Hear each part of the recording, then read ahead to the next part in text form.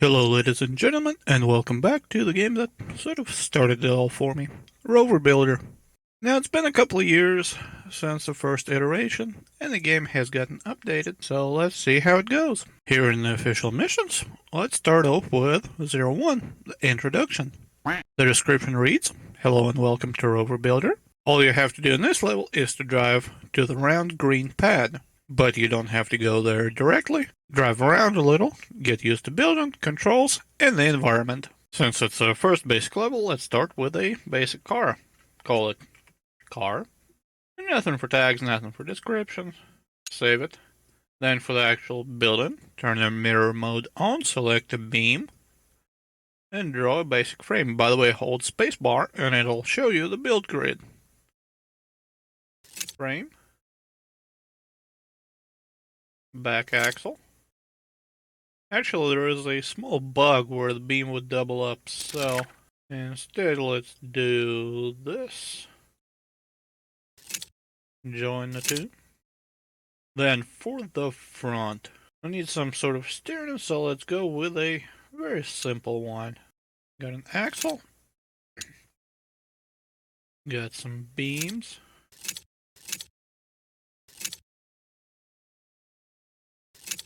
Put wheels on. Now to finish up the steering axles, then a beam across. Then a slider. Connect the slider to the core.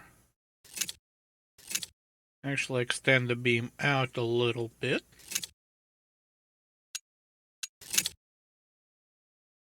Like so. Give it a couple of solar panels.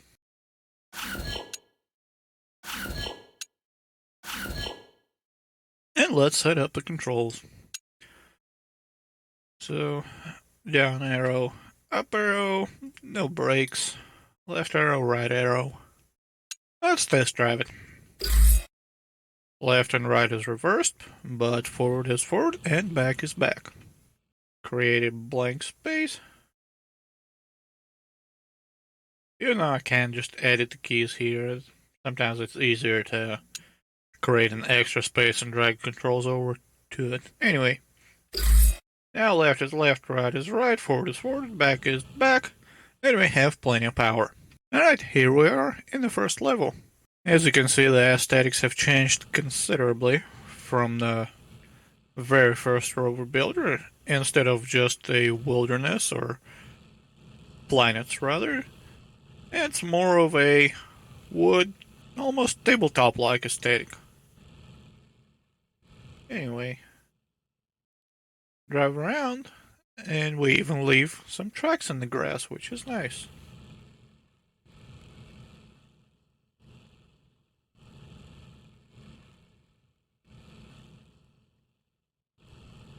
So without further ado, go into the green pad, and the mission is complete.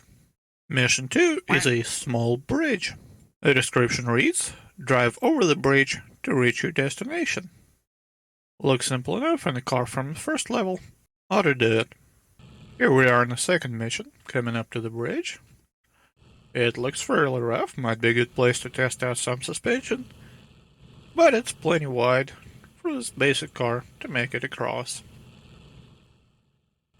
Into the green pad, and this mission is complete. Mission 3 is a simple hill climb with a description that says, climb up the rock, then drive across the ledge to reach a destination. Let's try it. Using the same car as before. Drive around a couple of rocks. And go up a fairly steep hill, but it's no problem for this rover.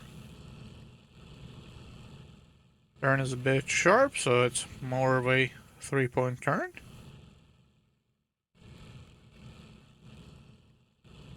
Across a couple more rocks, and it's a straight shot to the finish pad. Mission complete. Mission number 4 is a cube introduction. Use the cubes to help you cross a gap.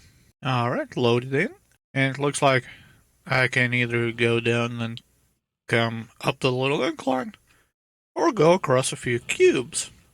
Presumably, that's what we'll need to do here, because it looks like there is a much bigger gap, but we have a lot more cubes. Since I don't have a pusher or anything like that on this particular car, ramming the cubes seems like the only logical way.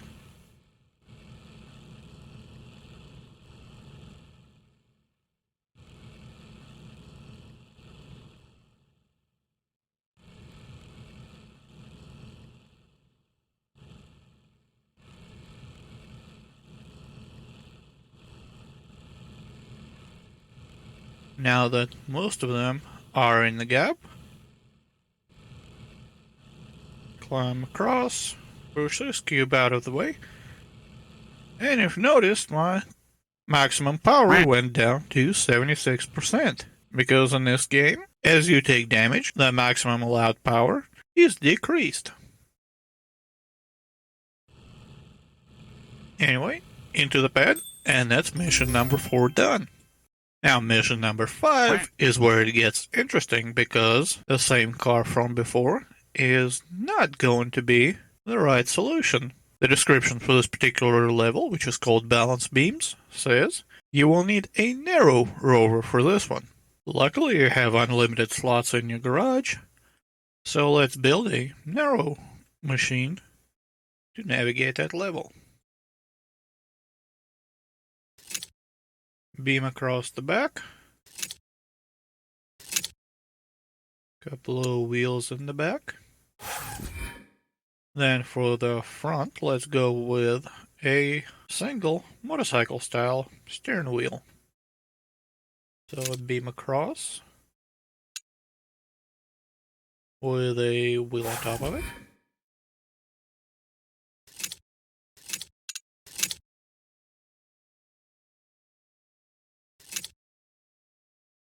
Using a rotator this time instead of a slider for steering. Move this whole assembly forward a little bit. Attach it all together.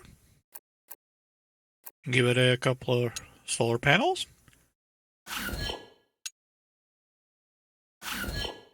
And let's set up the controls.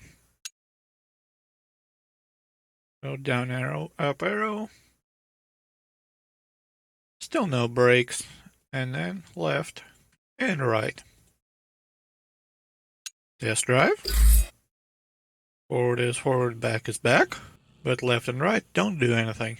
That is because I forgot to put a bearing at the top here. Test drive again. Right is right, left is left. Fantastic. Only thing left to do is to set up the steering. So return to center. Max velocity 200 is fine. Max angle 45. Test driving. Steering might be a little bit too fast. Double click and knock it down to 100. That ought to be fine. And now that we are in the balance beam level, take it nice and slow. The rover is just barely narrow enough to drive across the beam.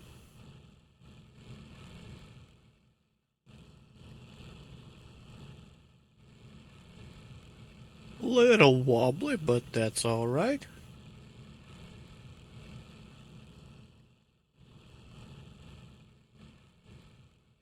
Use a different camera mode to help line up the rover on the beam.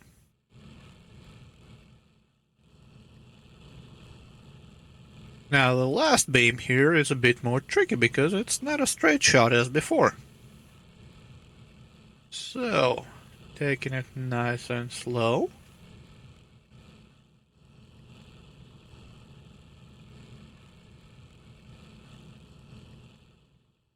Taking the corners a little bit wider with the front wheel just to make sure inside wheel on the back doesn't fall off. And just like that, we make it to the owl perch overlook. Very nice. Oh, there's a stone owl looking at us. How appropriate. And with that, the mission is complete. Alright, ladies and gentlemen, that's all we have time for today. However, the game has a lot more levels, actually 28 at this time, with more to be added. So tune in next time when I attempt a downward spiral, the narrow passage, the steep climb, the ambush, and the monorail. And for now, have a good rest of your day.